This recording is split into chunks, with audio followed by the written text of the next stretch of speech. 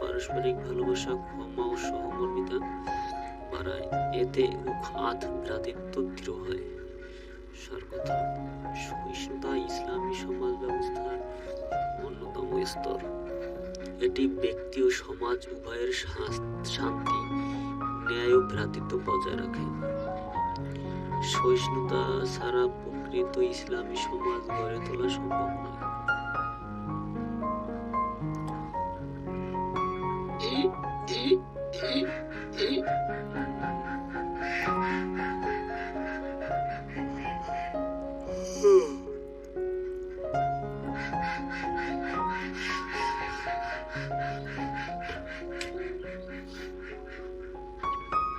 ইসলামের দৃষ্টিতে একজন সুনাগরিক শুধু আইন মানা নাগরিক নন, বরং তিনি একজন নৈতিক, দায়িত্বশীল ও আল্লাহভীরু মানুষ, যিনি নিজের অধিকার আদায়ের পাশাপাশি সমাজ ও রাষ্ট্রের প্রতি কর্তব্য পালন করেন।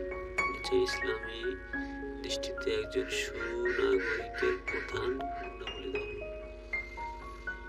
আল্লাহভীরু ও ধর্মনিষ্ঠ।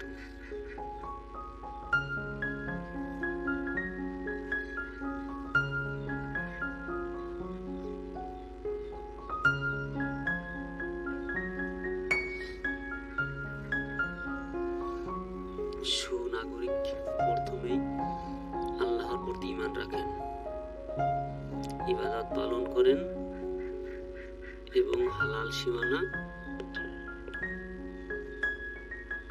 মানেন, কারণ আল্লাহ ভীতি তাকে সৎ দায়িত্ববান করে তোলে।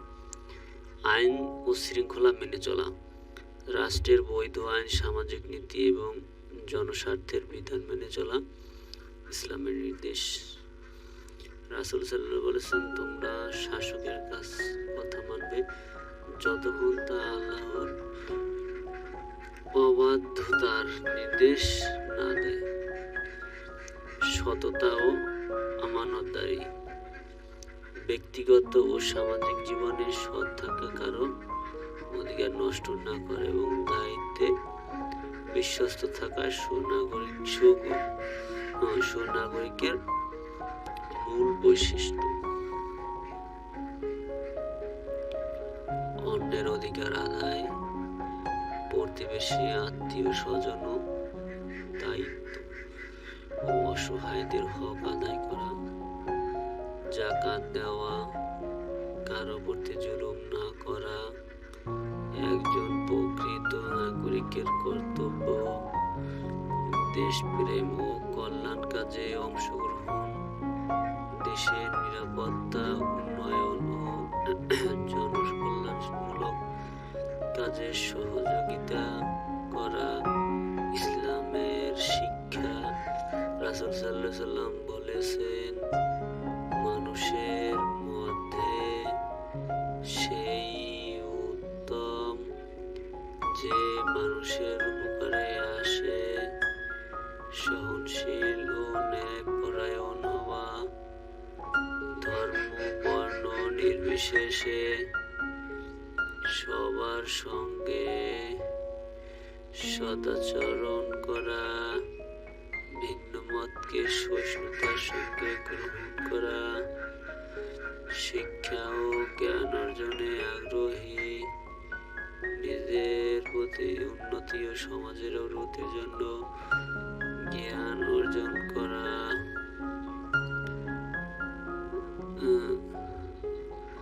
সার কথা, ইসলামের দৃষ্টিতে সুনাগরিক হলেন সেই ব্যক্তি যিনি আল্লাহর হক, মানুষের হক একসাথে আদায় করেন, সমাজে ন্যায়, শান্তি, কল্যাণ প্রতিষ্ঠায় ভূমিকা রাখেন এবং দেশের আইন শৃঙ্খলা রক্ষা করে একটি নাগরিক ও সমৃদ্ধ রাষ্ট্র গঠনে অবদান রাখেন।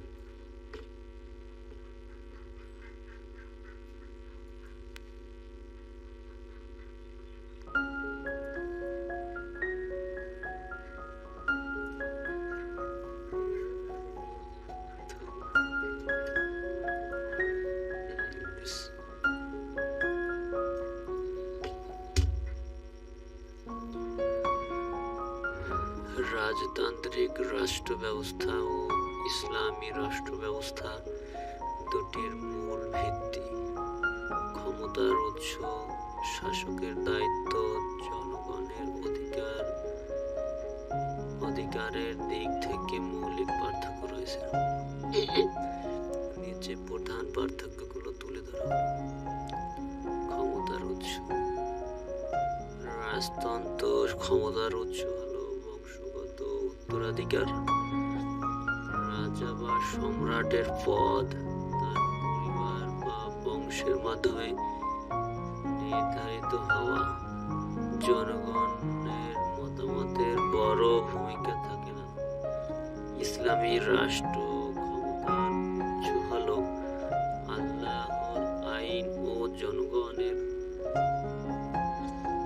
সম্মতি।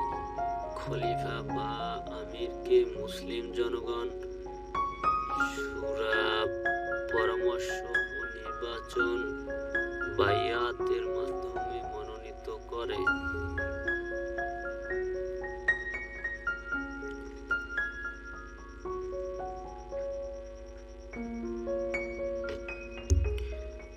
আইন প্রণয়নের ভিত্তি। রাজতন্ত্র। রাজা নিজে বা তার মনোনীত পরিষদ রাষ্ট্রের আইন প্রণয়ন করতে পারে। রাজা চাইলে আইন পরিবর্তনও করতে পারে।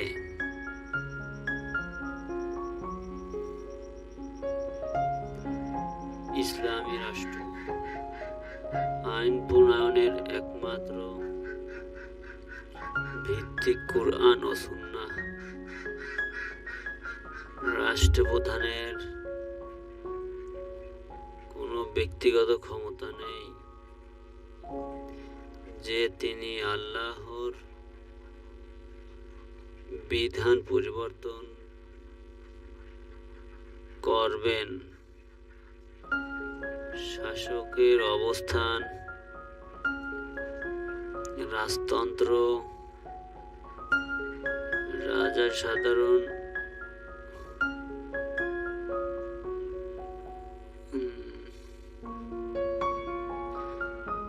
অসীম ক্ষমতার অধিকারী।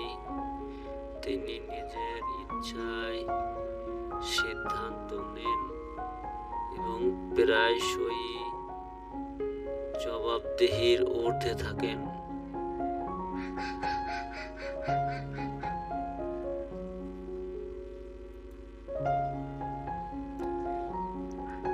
ইসলামী রাষ্ট্র।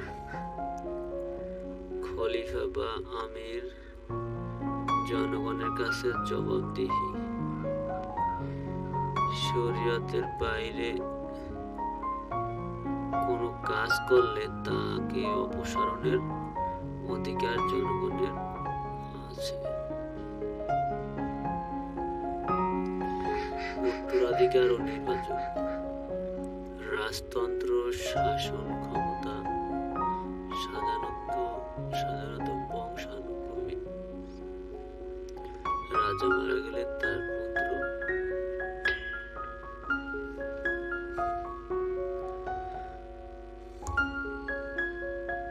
বা পরিবারের কেউ সিংহাসনে বসে। ইসলামী রাষ্ট্র।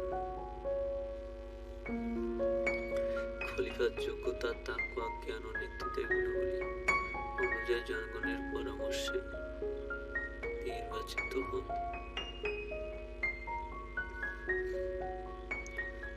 বংশগুলো।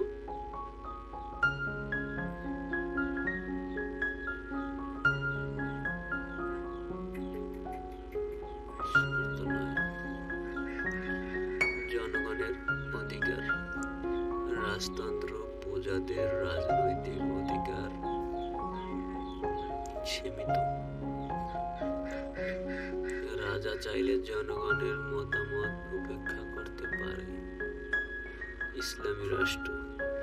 জনগণ শাসকের কার্যক্রম সমালোচনা করতে, পরামর্শ দিতে, শরিয়াহ বিরোধী কাজে তাকে বাধা দিতে পারে। পরামর্শ। ব্যবস্থায় জনগণের মতামত নিতে হবে। রাষ্ট্রের লক্ষ্য, রাজতন্ত্র মূল লক্ষ্য রাজপরিবারের ক্ষমতা রক্ষা ও রাষ্ট্রের সমৃদ্ধি।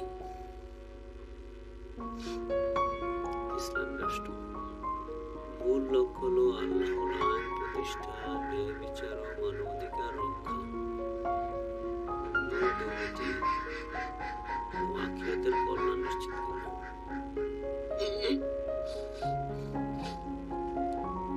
সার কথা,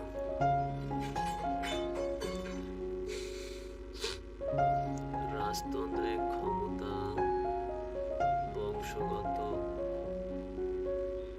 ও রাজা কেন্দ্রিক। আইন নির্ভর করে শাসকের ইচ্ছার উপর। কিন্তু ইসলামী রাষ্ট্র ব্যবস্থায় ক্ষমতার উৎস আল্লাহর আইন, জনগণের সম্মতি।